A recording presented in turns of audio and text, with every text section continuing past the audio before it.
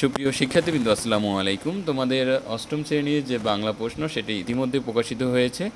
আমরা এর উত্তর সমাধান করছি। আমরা এই ভিডিওতে কাজ ক এর উত্তর দিয়েছি, আর বাকি উত্তর পাওয়ার জন্য তোমাদের কিছুক্ষণ অপেক্ষা করতে হবে, কারণ আমি চাই যে তোমাদের নির্ভুল উত্তর তোমরা পাও। ঠিক আছে, এই জন্য একটু সময় নিয়ে তোমাদের এই প্রশ্নগুলো সমাধান করা হচ্ছে।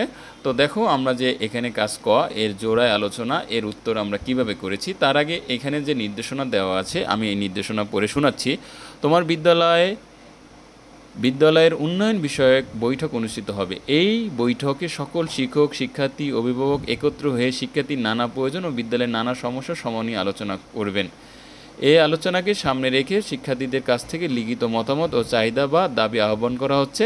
বৈঠকে শিক্ষার্থীদের নানা বিষয়ে নিজেদের চিন্তাভাবনা ও মতামত প্রকাশের সুযোগ থাকবে। একই দিনে বিদ্যালয়ের সকল শিক্ষার্থীকে নিয়ে দেয়াল পত্রিকা উন্মোচন করা হবে। দেয়াল পত্রিকায় প্রকাশের জন্য শিক্ষার্থীদের কাছ থেকে সৃষ্টিশীল লেখা আহ্বান করা হচ্ছে। এখন এখানে দেখো, জোড়ায় যে কাজ, জোড়ায় আলোচনা করে নিচের কাজগুলো সম্পন্ন করো।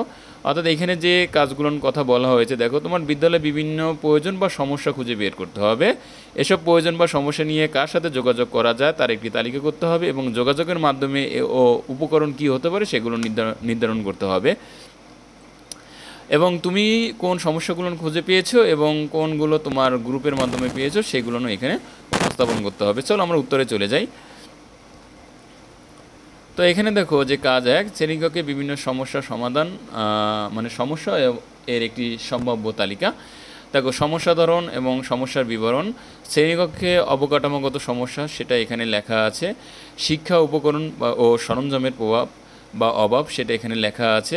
শিক্ষার্থীদের আর্থিক ও সামাজিক সমস্যা এখানে লেখা আছে। আমি এগুলো পড়লাম না, পড়লে ভিডিওটি অনেক বড় হয়ে যাবে, তোমরা এটা দেখে নিবে।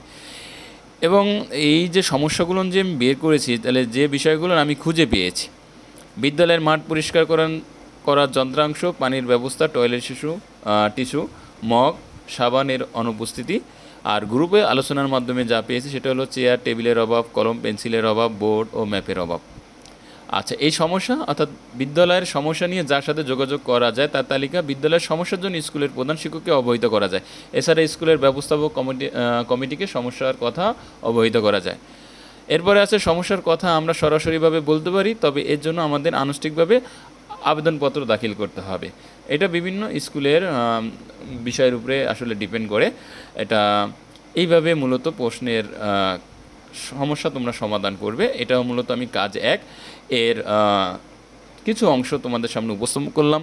বাকি অংশের কাজ চলছে, কিছুক্ষণের মধ্যেই আপলোড হয়ে যাবে। তো তোমরা সম্পূর্ণ উত্তর পাওয়ার জন্য অবশ্যই চ্যানেলটি সাবস্ক্রাইব করে রাখো।